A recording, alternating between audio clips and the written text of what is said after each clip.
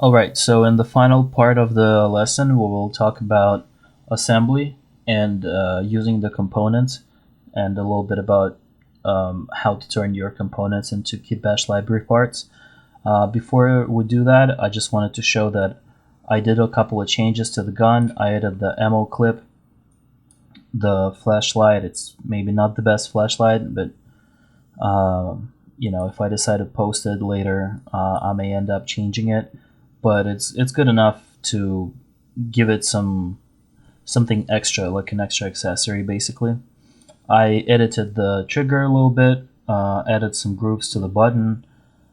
So overall, just little details here and there. And you can also see that some of the parts are transparent, including the glass here, and this one has color.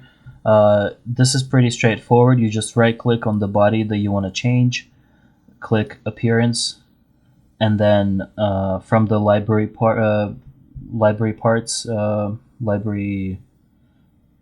materials, you just choose whatever you want. So let's say this one is not downloaded yet. We'll just download it real quick.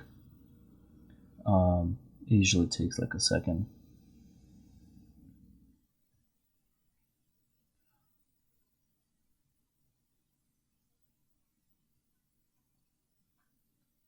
Okay, and then once it's available, we're just gonna drag and drop it here. So now you see that this is properly kind of like metallic black metal flake paint.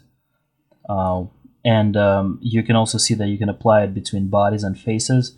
If I decide to only apply it to one face, I need to switch to faces, and it will be just to the face.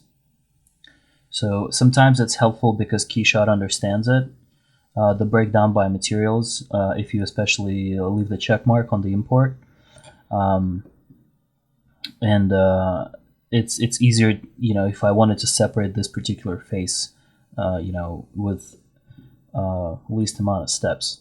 And the transparent is just usually glass or transparent plastic. So to talk about components, let's import the scope that we have previously modeled. Again, not the best scope to go with this rifle. Usually the scopes used are cylindrical, just a different shape overall, but I think it can do for the final. So what we do is, a good practice that I figured is clearing all of the design history. Because, you know, design history keeps all of your changes, and a lot of times it will help insert, especially if you're satisfied with the design. If it's your final, we just go right here, say do not capture design history. It will take a little bit to clean it out. It will take all of these actions and it will dump them underneath your file structure here. So what you need to do is just go and select everything and right click dissolve. This way it will painless, it will remove everything without influencing anything else, right? And now it's kind of clean slate. Right click, insert into current design. Because the reason for clearing that was that if you keep the design history on, this will be imported usually with its own design history. It just creates more complications. So before we confirm, we can choose the placement. You can see that like we have some sketches here that are invisible and currently don't really matter. We're gonna place it in the right spot because this goes onto the Picatinny rail.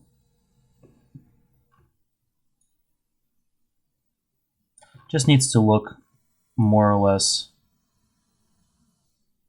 correct.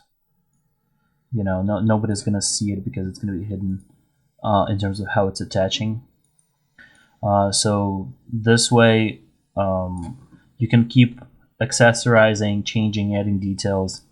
And let me import the muzzle brake again, and then I'll explain what this little icon means. So the muzzle brake goes into place because I've already imported this before when I was testing it.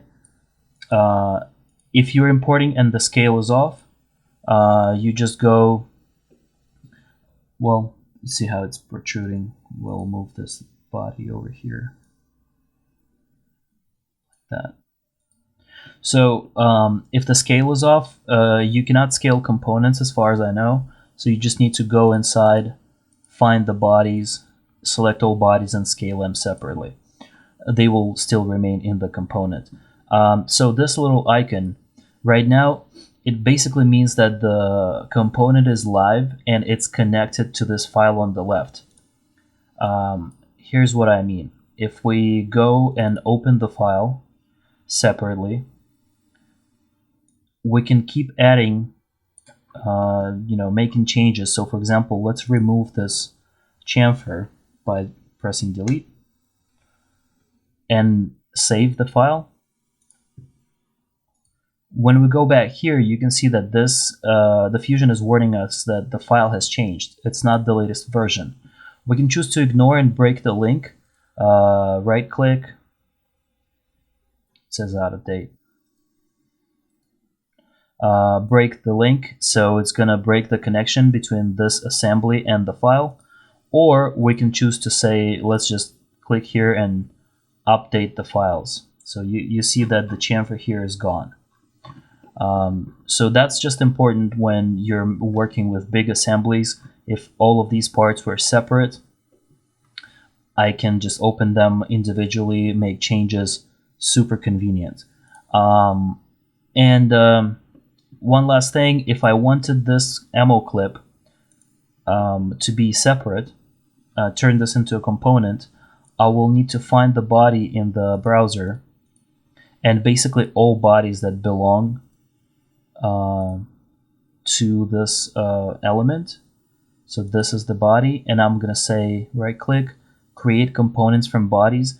You usually need to start with one. This is gonna be the new component, and then pick the other bodies that belong there and just drag and drop them into the component. So right now it's this one as well, and this one too. And then the bullets are going to be separate.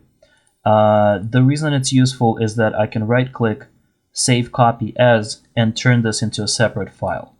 So even if I worked on the assembly as a whole, I can later break it down and turn this into individual kitbash library pieces, which means it's super useful because I can be reusing them again and again.